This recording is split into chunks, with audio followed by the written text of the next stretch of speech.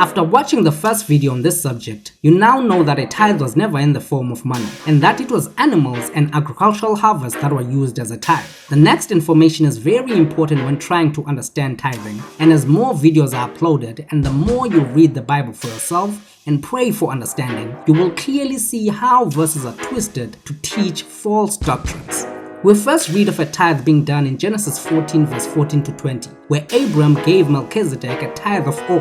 Hebrews 7 verse 1 to 3 also makes reference to this event, but note that in Genesis 14, his name was still referred to as Abram, because this was before Yahuwah said, "My covenant is with you, and you shall be a father of many nations. No longer shall your name be called Abram, but your name shall be called Abraham, for I have made you a father of many nations." The tithe Abram gave was from spoils of war, and it happened once. Please note that this was before the law, and so what Abram did was not a requirement, and it was not a tithe from what he produced or from his own possessions, but a tithe from spoils of war. And from these spoils of war, Abram didn't take anything for himself, as stated in Genesis 14 verse 22 to 24. So this was merely an example of a tithe and not a tithing requirement. Since Abram gave a tithe from spoils of war, not from his income or possessions, and since this happened once, then why would you believe a person who uses this event in trying to persuade you to give them a tithe every month? And just because something happened before the law, that does not automatically mean we should also be doing it. For example, in Genesis 22, Abraham offered up a ram for a burnt offering instead of his son. And remember, Noah also built an altar and offered a burnt offering in Genesis 8 verse 20. So should we also be making burnt offerings just because these events were before the law? No, we shouldn't. And this is one of the reasons why I believe we should read the whole Bible and pray for understanding.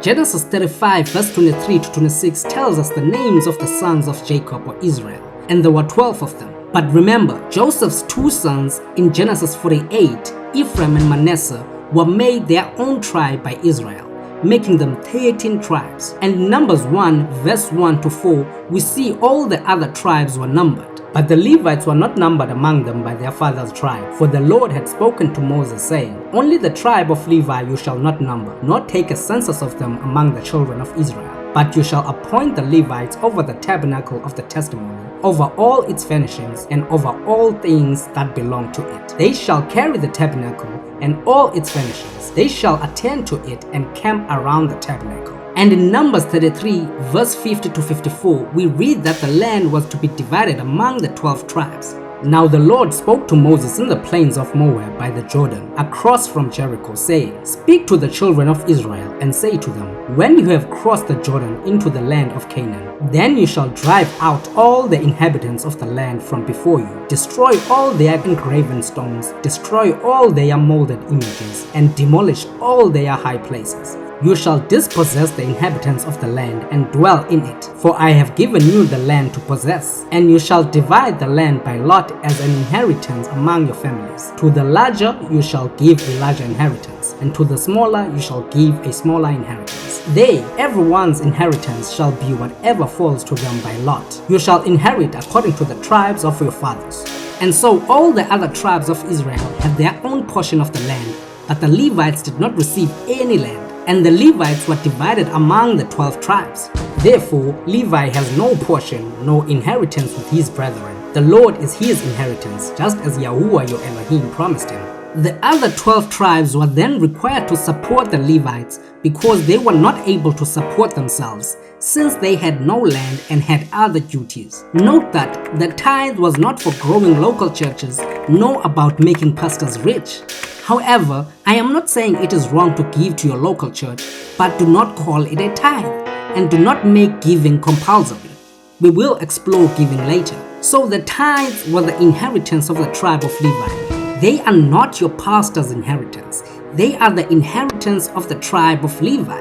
Therefore, the tithe was all about supporting the Levites, widows, orphans, and the poor. And I think we should read more scripture to emphasize this important point. Numbers 18 verse 21 reads, "Behold, I have given the children of Levi all the tithes in Israel, as an inheritance in return for the work which they perform, the work of the tabernacle of meeting. Numbers 18 verse 24 repeats and adds clarity. For the tithes of the children of Israel, which they offer up as a heave offering to the Lord, I have given to the Levites as an inheritance. Therefore, I have said to them, among the children of Israel, they shall have no inheritance. From the above, it is clear what the purpose of a tithe was. It was to support the Levi, since they were not given land and they had to conduct priestly duties. Deuteronomy 14 verse 28 to verse 29 reads, at the end of every third year, you shall bring out the tithe of your produce of that year, and store it up within your gates. And the Levite, because he has no portion nor inheritance with you, and the stranger, and the fatherless, and the widow who are within your gates, may come and eat and be satisfied, that the Lord your God may bless you in all the work of your hand which you do.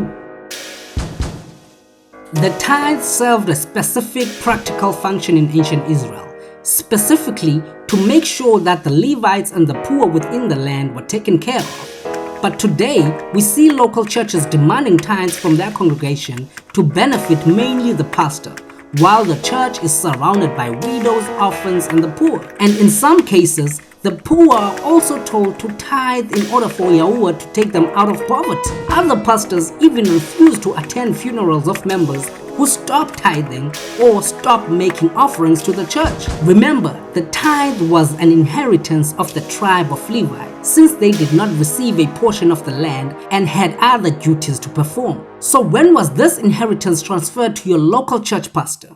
And when did the tithe stop being a means of supporting the Levites? And are modern pastors from the tribe of Levi? Matthew 23 verse 23 mentions a tithe, but I think people forget that Yahushua was from the tribe of Judah and was born under the law. And so during his ministry on earth, there were still Levites and the tithe was still the inheritance of the Levites.